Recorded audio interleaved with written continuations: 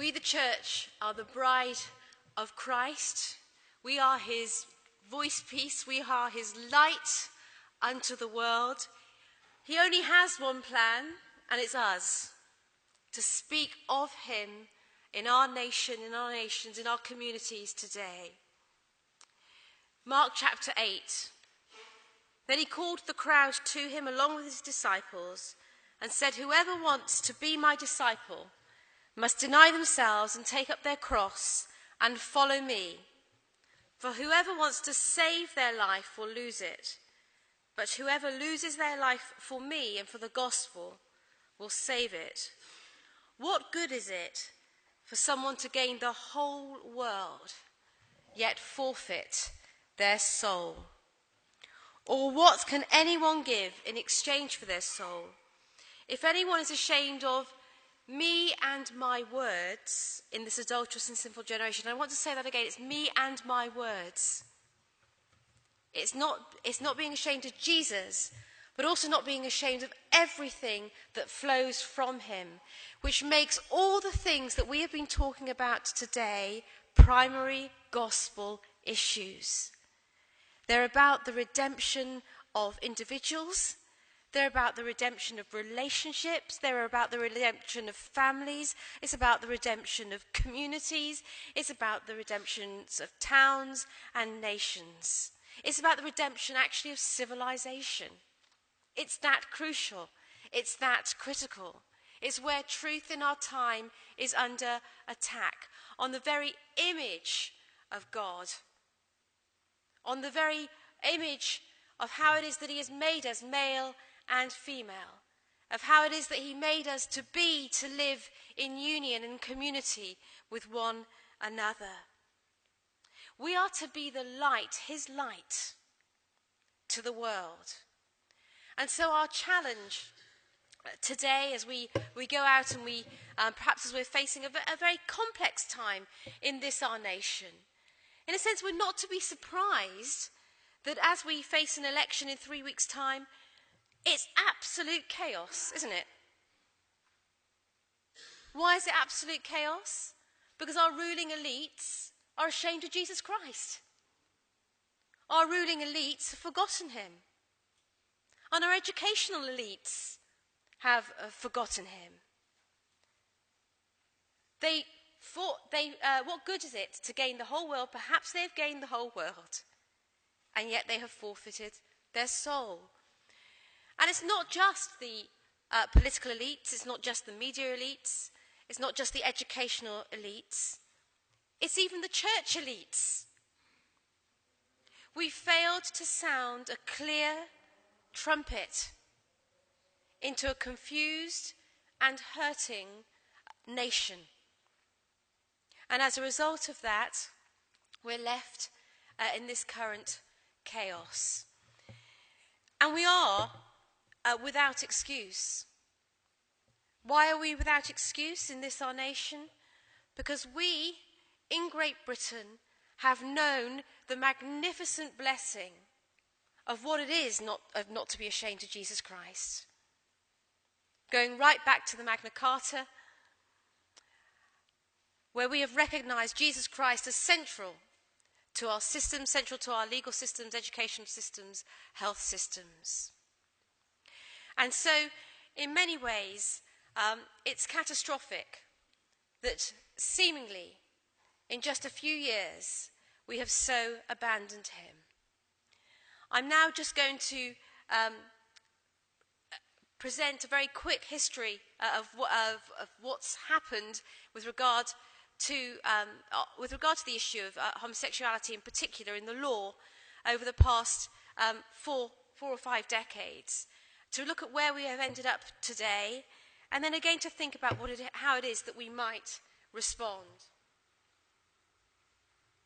So if we look at how quickly things have changed in our society, in 1967, the Sexual Offences Act decriminalised homosexuality. It was only in 1970 that the Gay Liberation Front was established. In 1992, we had the first Gay Pride Festival. In the year 2000, the policy of barring homosexuals from the military was scrapped. In 2003, Section 28, which prohibited the promotion of homosexuality in schools, was repealed. Also in that year, the gross indecency laws were abolished. In 2006, the Equality Act sexual orientation regulations were passed, which made it illegal to discriminate in the provision of goods and services on the grounds of sexual orientation. The age of consent was equalised. In 2006, Stonewall issued their first report on homophobic bullying. In 2010, we have the Equality Act prohibiting discrimination on the grounds of sexual orientation.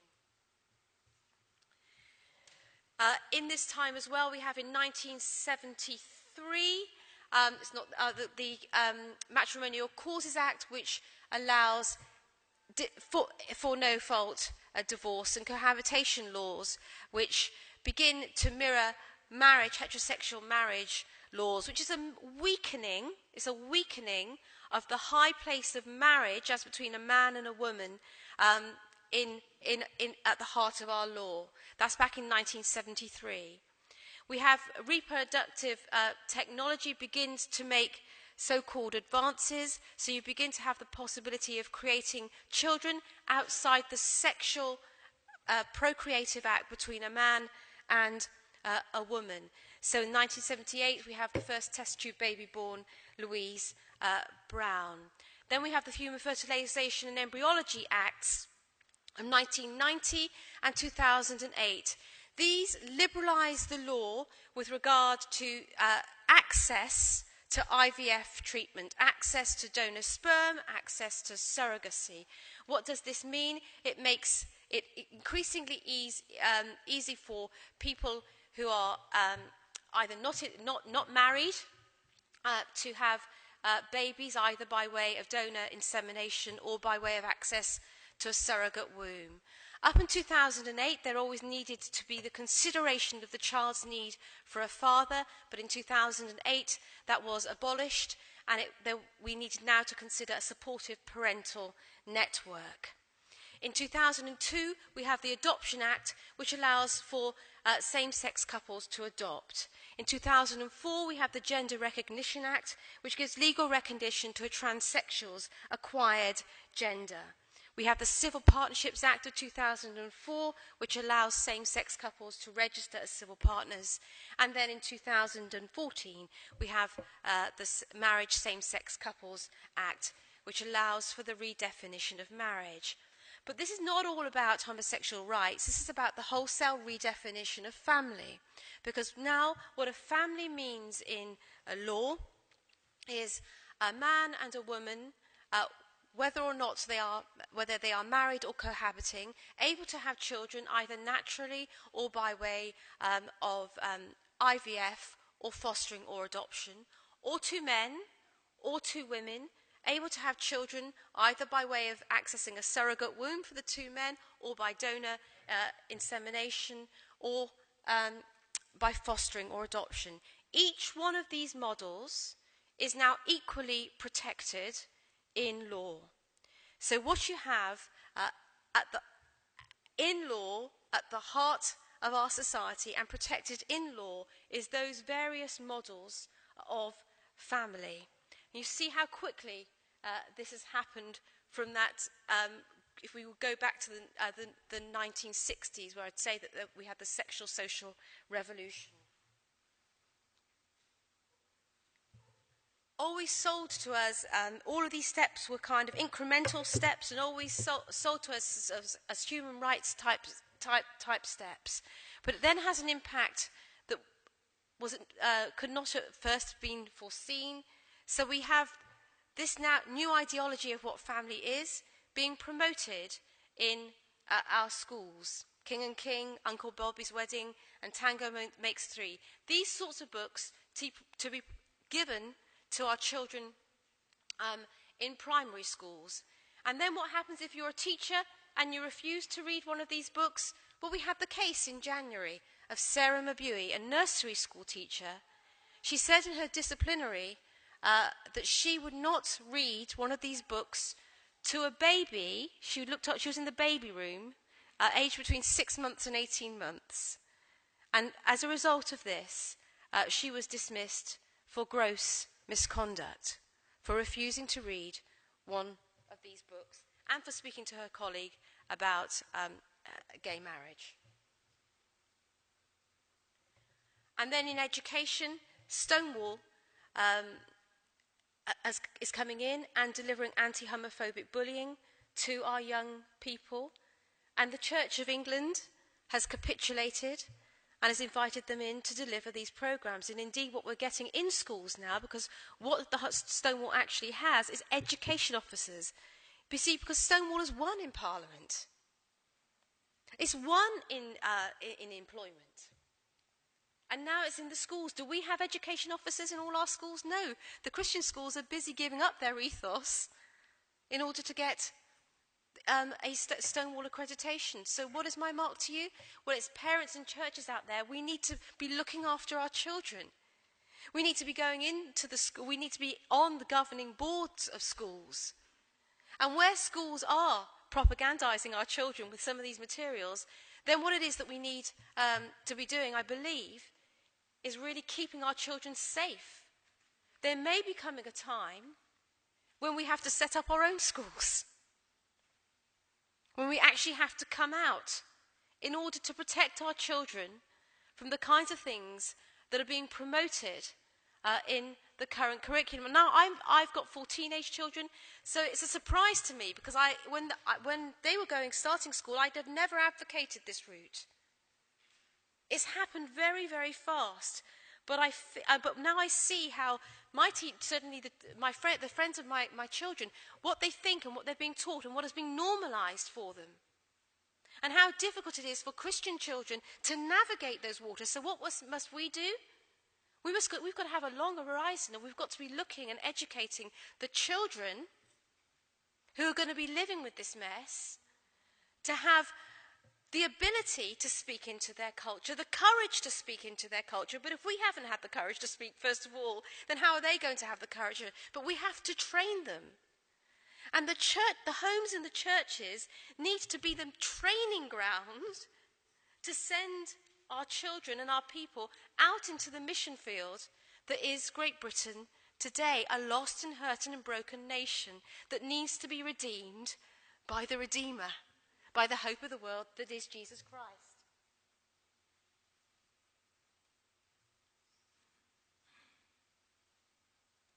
Oh, sorry. Paul, is he here? Hansel.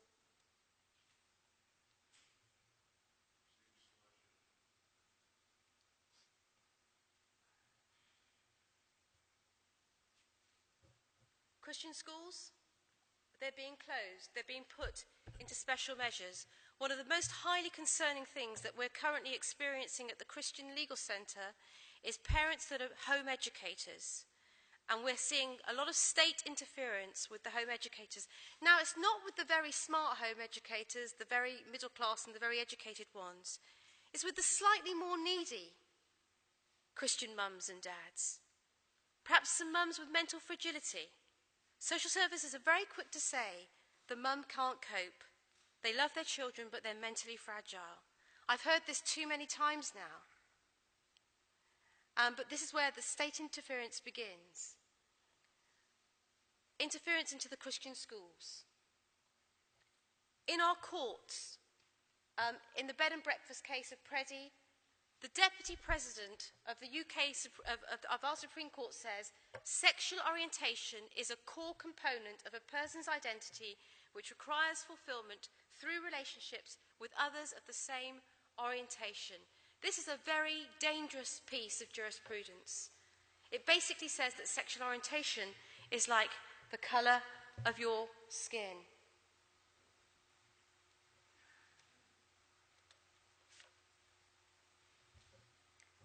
Pressure in Parliament. Geraint Davis's private member's bill to prohibit gay to straight conversion therapy. Again, those loaded terms. He knew that this bill wouldn't get through.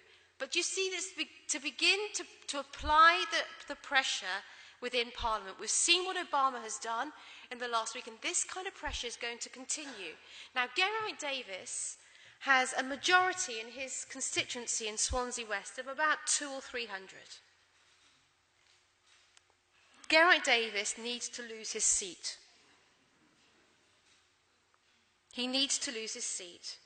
So if any of you are from Wales, or the reality is this, we know that one place that we need to target is Geraint Davies because it's utterly winnable. A church could win that. A church could make the difference in that constituency.